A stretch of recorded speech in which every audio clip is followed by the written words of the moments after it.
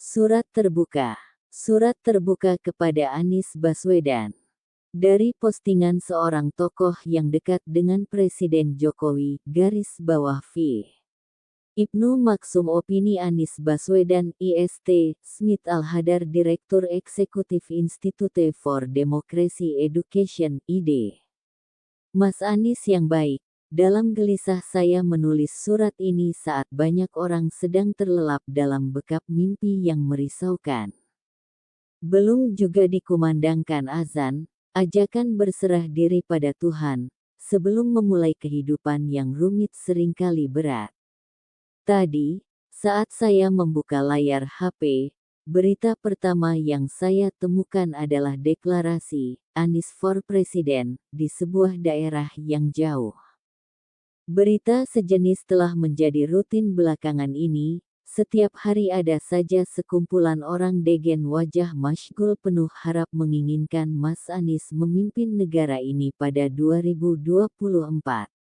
Saya terharu, tapi takut harapan mereka tak terpenuhi.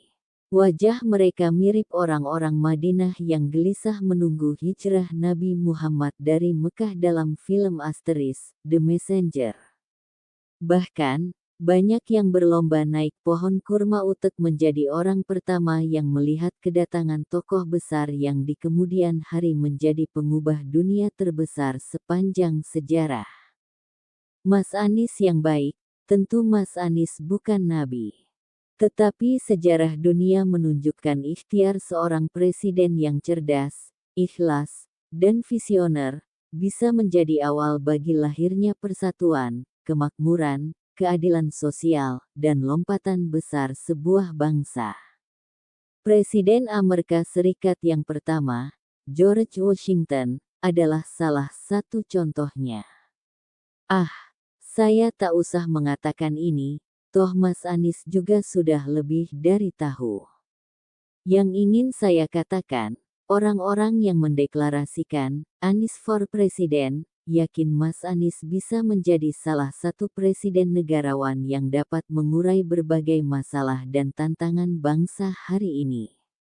Kasihan, kita sudah merdeka 77 tahun, tapi kesejahteraan dan keadilan masih jauh dari mereka. Mereka masih sama seperti rakyat Mesir yang membangun piramida atau rakyat Cina yang membangun tembok raksasa hanya untuk mengejar ambisi pribadi penguasa yang ingin terlihat perkasa tanpa peduli pada kesengsaraan rakyat. Menyedihkan bukan? Tapi bukan hanya itu. Bangsa ini sedang menghadapi banyak masalah yang sepertinya tak mampu diatasi rezim sekarang karena telah terjerat oligarki yang punya kepentingan berbeda dengan kepentingan negara dan rakyat. Orang dari tempat jauh pun sudah mendengar bagaimana Mas Anies melawan para oligarki di Jakarta. Mereka paham Mas Anies tidak melarang orang untuk menjadi kaya, tapi keadilan sosial harus ditegakkan lebih dahulu. Biarkan kekayaan didapat dari kerja keras, kejujuran, dan sesuai aturan main. Itu yang Mas Anies inginkan bukan? Itu sebabnya, banyak orang memanggil namamu dengan suara parau untuk menyelamatkan bahtera Indonesia yang SDG oleng. Bukan orang memberitahu, tapi mereka sendiri melihat dengan mata kepala bagaimana Mas Anies mengurai benang kusut Jakarta menjadi kota layak huni. Bahkan, kota cerdas, segar, dan boleh dibanggakan bangsa. Terpapar keindahan di mana yang dapat dinikmati semua orang. Tadinya mereka tak percaya kebobrokan klasik Jakarta bisa diubah menjadi kota yang nyaman. Apalagi ada yang bilang Mas Anies tak melakukan apa-apa, merusak harmoni warga berbeda agama karena mengusung politik identitas, dan pembohong. Maafkan mereka yang terlambat memahami Mas Anies. Rang-rang culas pada awalnya cukup berhasil menghancurkan pribadi agung sebelum kinerja dan moral Mas Anies mengoreksi semua itu. Bukan main kagetnya mereka ketika tahu Mas Anies membangun Jakarta International Stadium dan sirkuit balap mobil listrik Formula E. Amboy, bukankah itu mimpi orang Eropa? Tapi mata mereka tak dapat berdusta. Baru sekarang mereka tahu bahwa ternyata orang Indonesia pun bisa bermimpi dan mewujudkan mimpinya itu. Mereka berterima kasih padamu meskipun Mas Anies tak membutuhkannya. Ajaib, Mas Anies bilang itu hasil kolaborasi banyak pihak untuk membagi pujian publik pada banyak orang. Padahal, sudah menjadi tradisi pemimpin di negeri ini untuk memonopoli pujian bagi diri sendiri meski pada kenyataannya dia tak melakukan apa-apa. Mas Anies yang baik, mereka yang ingin Mas Anies menjadi presiden adalah ekspresi kagum padamu. Betapa tidak, ketika tiba di ibu kota, mereka tak lagi menemukan bas-bas bobrok, metro mini ugal-ugalan, dan angkot yang ngetem di sembarang tempat. Padahal, baru kemarin aib itu menjadi etalase ibu kota. Semuanya telah lenyap ke dalam sejarah usang Jakarta. Kendaraan umum berganti rupa dengan fasilitas yang aduhai. Sistem transportasi terpadu yang mengintegrasikan semua moda transportasi darat telah memudahkan mobilisasi warga dengan biaya murah. Kok bisa? Kenyataannya memang begitu. Yang suka jalan kaki difasilitasi dengan trotoar. Silakan bersepeda bagi yang hobi karena tersedia jalur yang aman. Pemberhentian bus jadi tontonan yang mengasyikkan karena menghadirkan kemodernan yang dulu hanya terlihat di film Hollywood. Kalau para gubernur sebelumnya iri hati pada Mas Anies, itu lantaran mereka baru tahu bahwa kota bisa disulap dengan ide kreatif. Lebih daripada itu, Mas Anies membawa pemahaman baru tentang kota, bahwa kota adalah hunian yang memadukan kebutuhan fisik dan jiwa manusia untuk mendapatkan kenyaman hidup maksimal yang, pada gilirannya, membuat manusia dari semua bakat dapat mengaktualisasi diri dan berinovasi untuk kebaikan bagi semua. Tapi itu baru infrastruktur. Belum lagi pelayanan sosial yang mengagetkan sekaligus mengharukan mereka.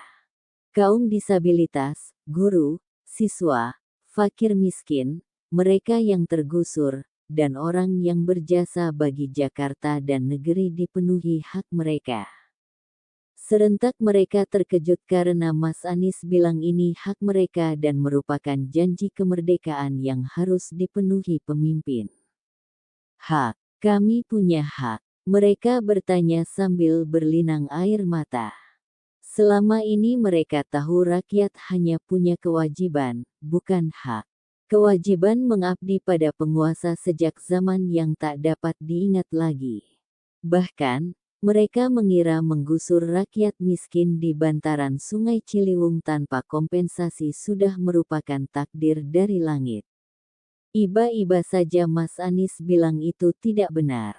Terkejutlah mereka bukan kepalang. Belum lagi abis mereka bertanya apakah mereka tidak sedang bermimpi, Mas Anies telah menyodorkan kepada mereka hunian baru yang lebih manusiawi. Mulai hari itu beban hidup mereka terasa lebih ringan di bawah langit biru yang membentang sampai jauh. Syukuran pun mereka gelar sebagai terima kasih kepada Tuhan Maha Pemurah melalui perantaraanmu. Mas Anies yang baik, sebelum mendeklarasikan Anies for President, telah lebih dahulu mereka bergegas menemui para rohaniawan yang sedang berdoa bagi panjang umurmu. Mereka ingin mendapat konfirmasi apakah benar Mas Anies melayani keperluan rumah ibadah semua agama. Para pemuka tiap agama itu lalu naik ke mimbar dengan emosi yang membuncah. Dengan suara serak sambil terisak, mereka berkata, sebenarnya kami malu untuk menyampaikannya. Tapi kebenaran tak bisa disembunyikan, seperti matahari di siang bolong. Memang benar Anies telah membantu kami secara adil. Lihat, indahnya rumah ibadah kita hari ini berkat bantuan beliau. Mereka mengaku merasa bersalah karena dalam pilgub dulu tak menyoblos Mas Anies. Tapi Mas Anies tak kecewa. Para pemuka agama itu merasa terhina karena hati dan pikiran tak mampu menuntun mereka pada pilihan yang benar. Ketika itu benak mereka telah terkontaminasi propaganda orang-orang jahat. Sekarang mereka bilang, alangkah mulianya Mas Anies yang telah juga meningkatkan kerukunan antar umat beragama. Garis bawah. Mereka mengaku telah menggunakan kaca pembesar untuk mencari politik identitas PD dirimu, tapi tak ditemukan. Garis bawah.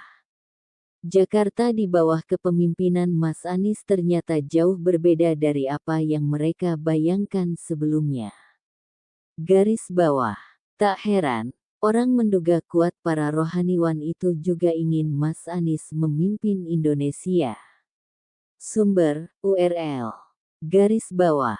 Eman Play Sare, Resare, Kopas, repost, ke media manapun bisa di-share.